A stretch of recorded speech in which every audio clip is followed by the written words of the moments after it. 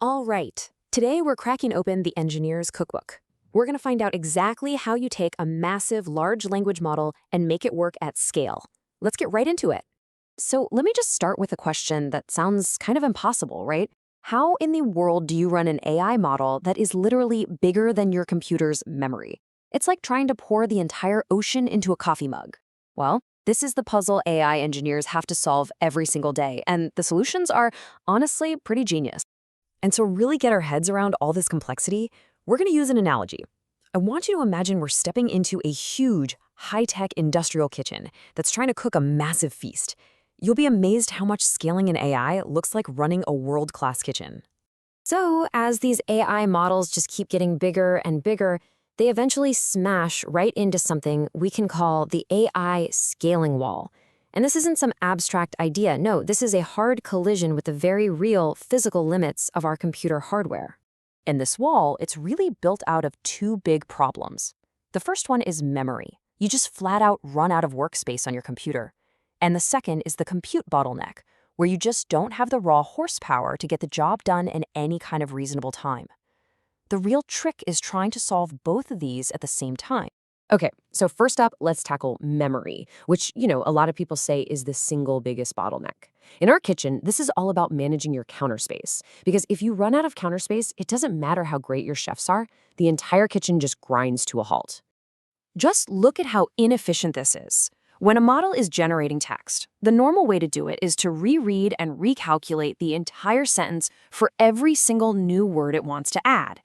Imagine trying to write a book by rereading from page 1 for every new word you type. It's crazy. The optimized way is just so much smarter. You only focus on what's new. And the secret sauce that makes this possible is a technique called KV caching. See, instead of redoing all the math from scratch, the model stores the results of its previous work, these things called key and value tensors. That way, it has all the context it needs right there, ready to go, and only has to worry about the new stuff. And this brings us right back to our kitchen. KV caching is literally the digital version of mise en place. Any good chef will prep all their ingredients at the beginning of the day. You chop all your onions at once so you're not re-chopping the same onion for every single dish. It's all about doing the work once and then reusing it. Okay, great. So we've stopped re-chopping the same onion over and over. But there's another memory monster lurking in these models, the attention mechanism itself.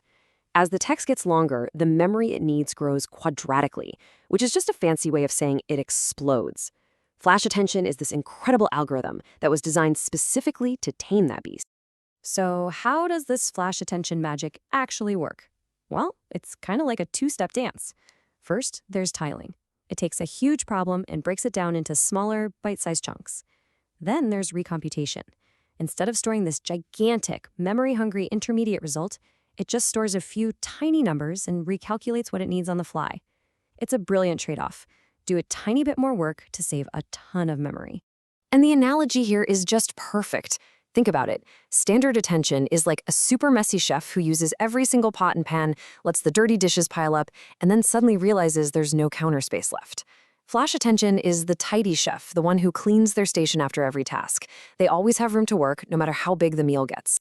Now, these tricks are fantastic for one computer. But what happens when you're training a model so big it needs hundreds of computers? The simple way is just to give every single machine a full copy of everything. But this technique called Zero, the Zero Redundancy Optimizer, points out how unbelievably wasteful that is. Instead, it cleverly splits up all the data so each computer only holds its own unique piece of the puzzle. It's just pure efficiency.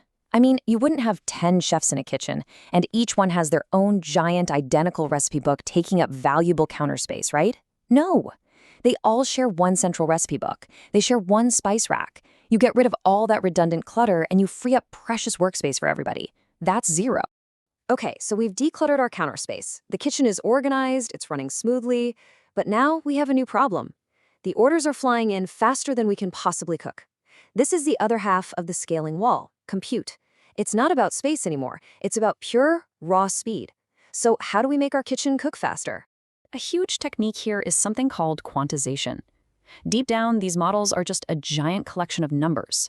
And usually, they're super precise 32-bit numbers. Quantization is this process of basically using less precise numbers, like simpler 8-bit integers. This not only makes the model smaller, but, and this is crucial, it makes all the math way, way faster for the computer to actually do. Think about it like this. Instead of the order ticket saying slow-roasted, herb-crusted leg of lamb with a red wine reduction sauce, the ticket just says lamb. The chef gets it instantly, and it's so much faster to process. That's really the core idea of quantization. And speaking of speed, you know what else really slows down the kitchen? Waste. When we're training these models, computers like all the data to be exactly the same length. So for shorter sentences, they just add a bunch of useless padding data to fill up the space. Sequence packing is this really clever trick that just stitches multiple short sentences together into one long one, completely eliminating all that wasted time and space. This one's super easy to picture. You wouldn't fire up a giant industrial oven with just one tiny little tray in it, right? Of course not. That's a huge waste of heat and energy. You'd fill every single rack you could to maximize your efficiency. Well, sequence packing does the exact same thing for a GPU. It makes sure every last compute cycle is doing something useful. So we've optimized our memory. We've supercharged our compute. Our single kitchen is a marvel of modern efficiency. But what happens when the banquet isn't for 100 people, but for 1,000,000? What happens when the model is so monstrously huge that even with all these amazing tricks, it just will not fit on one machine? Well, that's when you need more kitchens. And this is where parallelism comes in. And there are basically three main ways to do this. First, there's pipeline parallelism. This is just like an assembly line. One kitchen chops the veggies, the next one cooks the meat, and the last one plates the dish. Then you have tensor parallelism, which is like having multiple chefs working on the same dish at the same time. One is stirring the sauce while another is garnishing. And finally, you have mixture of experts, which is like having a kitchen with specialists, a pastry station, a grill station, and you just route the orders to the right expert. So after all that, we have a clear playbook. This is it. This is the cheat sheet that engineers are using every single day to make these incredible, massive models actually possible. Let's just quickly recap. It really boils down to three core strategies. First, you have to optimize your memory, your counter space, using things like KV caching, flash attention, and zero. Second, you have to optimize your compute, your cooking speed, with quantization and sequence packing.